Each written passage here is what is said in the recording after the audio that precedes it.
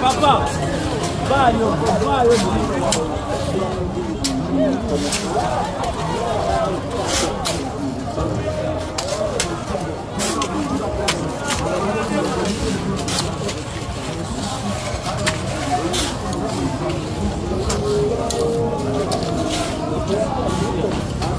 That the reason which created the floods then in St. Kudembe was the silting. And Ham Enterprises committed to desilt that entire place so that we can see whether the flooding shall continue. And in fact, he did what he was supposed to do, and the floods in St. Kudembe stopped, ceased. Even in these last floods which happened in the city, which flooded several places, you went to go and check and see if St. Kudembe flooded. So I told Ham that we have a case against him, and that unless he complies with the regulations given by the Physical Planning Committee and the Building Committee, we'll have no option but to take him to court.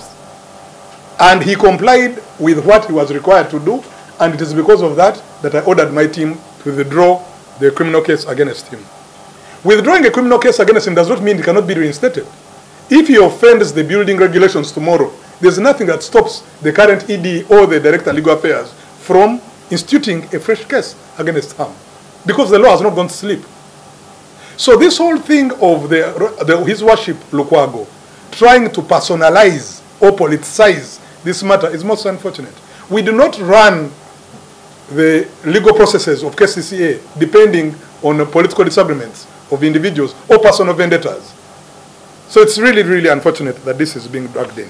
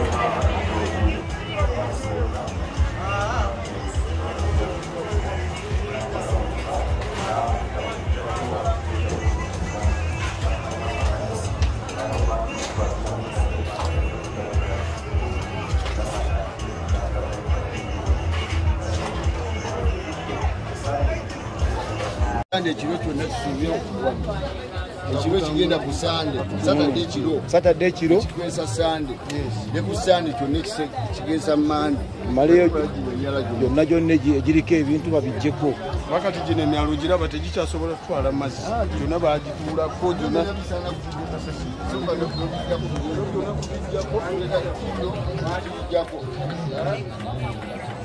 kati olaba wano tubulina mazzi ate ng'omwala muwanvu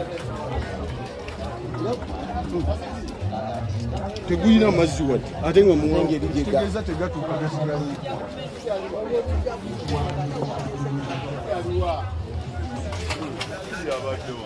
ono gatakola sagala abantu ga tebakola tebanawo kugwa tewana kugwa kitegeeza omwala kutambula gudde eri tutaddeyo omuntu n'agendayo tukiriza tulina okuteera kwawo omwana wabe asobola okutambula oba gwakwatamu ebipiira olaba tegukyatambuza kitegeeza bwe tumala guno ekizibu ky'omungoye tuba tukigonjodde jambo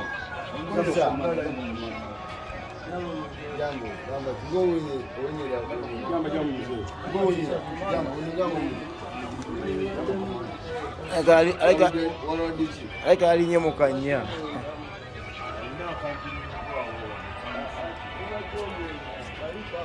omujjuse wano akasaawe ekifuba kike muri bambeka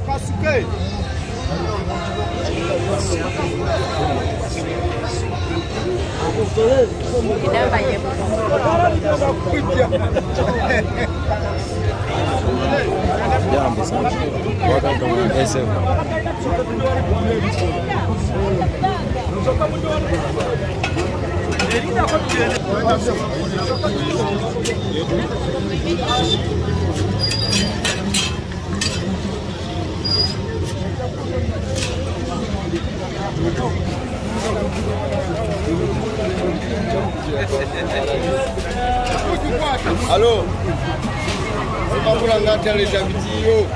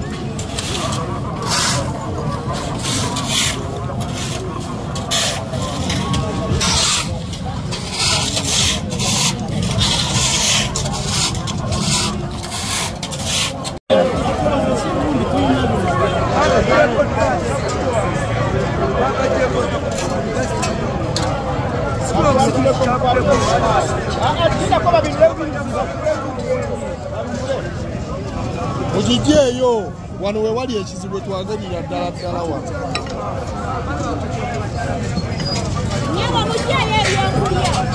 Kati olengera kacana ako. kalina maanyi ako tekana mazzi ge kaleeta Ati wano we gaddira bwe kagano tuuka wali kati wano Bategeezezza nti wakyaliwo ebyetaagiso okuwaliriza era bakusinkana abakwata wako ebintu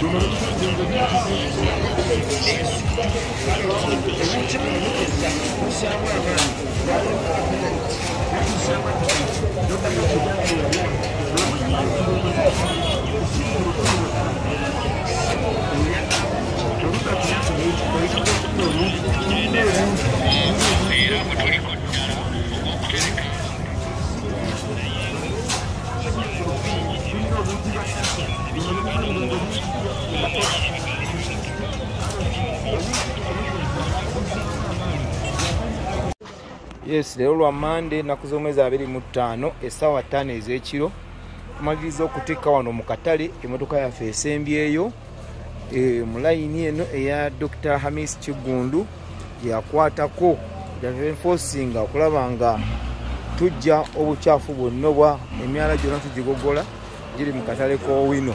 Eno ettiimu esembyeyo okutikka emmotoka eno tufuluma kati n'emmotoka eno gye tuva okutikka tugifulumya mu katale. So olwaleero tunatandikirawo olunaku lw'enkya awo tunyukidde leero ttiimu ekoze omulimu gw'ekoze tunatandikirawo olunaku lw'enkya.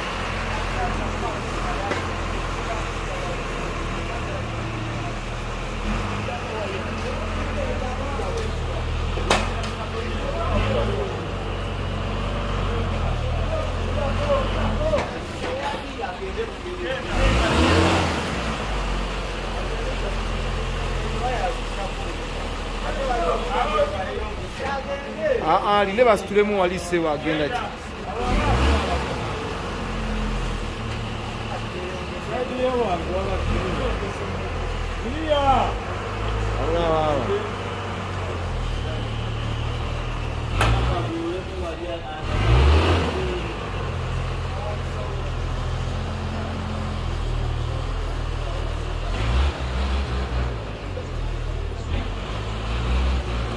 Sebo ne banyabo wano ku Hams Media mutwalo mukisa guno okubalaga omulimu omukulu Haji Hamis Kigundu wamu ne KCCA gwe bakoze era nga wano kye mulimu kulaba yeno 5 esooka omulimu gubadde gw'amaanyi gwe bakoze era njagala okukuyisa mu kagoma kano tuli mu kutambula nga mbayisamo okubalaga omulimu ki omukulu Haji Hamis Kigundu gwakoze wamu ne KCCA era nga bwolaba wano ngezaako okubalaga nti ekigoma ekisooka tukimaliriza era nga ngenda nakubatwalako ne ku kyokubiri nakyo sofa tulinganga abagenda okukimaliriza era kibulako katono kino kyemmalako wano kino kyemulaba kyekigoma ekisooka kyo kimwe. So then 5 namba 2 yeno gyemulengera eyo era ndowooza mukyalaba nti wakyaliwo omulimu ogukyagenda maaso eri maaso abakozi mubalengera eno 5 ey'okubiri nayo yino kangezeko okubatwalayoko mulabe ekiryo nayo nga ebulako katono nnyo okubanga tugijjako engalo wansi kyamuli ago ge mazzi ge tukoleramu naye nga mu byonna nja kutwala omukisa guno okusooka okwebaliza ddala omukulu Haji Dr. Hamis Kigundu webale nnyo webalire ddala wamu ne KCCA okubanga mutaddewo amaanyi kulanga museetinga obulamu bw'abannakampala naddala abakolera mu kifo kino ekya Owino. Wano we mulaba yeno 5 ey'okubiri ndowooza mulaba abakozi bakyaliyo egenda kubanga ekola ki ekomekerezebwa nayo ekizibu kule banne mwebale nnyo mwebalire ddala.